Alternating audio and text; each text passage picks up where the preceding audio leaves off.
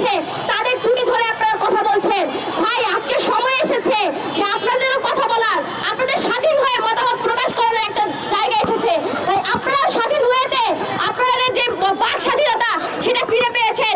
CSA DSA আইনের এখন কোনো মামলা আমি মনে করি যে এটা কার্যকর হবে না, কারণ এগুলো হচ্ছে এক ধরনের কালা কানুন, যে কালা কানুন দিয়ে আপনাদেরও মুখ বন্ধ রেখেছিল, আমাদেরও মুখ বন্ধ রেখেছিল। তাই 5ই আগস্টের পর আমার মনে হয় যে এগুলো থেকে বেরিয়ে আসা দরকার, এবং আপনাদের কাছে যে উপযুক্ত যে সাক্ষ্য এবং প্রমাণ আছে সেগুলো আপনারা ফুটেজগুলো আপনারা ফেসবুকে এবং বিভিন্ন জায়গায় আপনারা হচ্ছে সেখানেই করুন। এবং আমাদের যে নারী শিক্ষার্থীরা আমরা যে কথাগুলো বলছি যে জুলাই অভ্যুত্থানে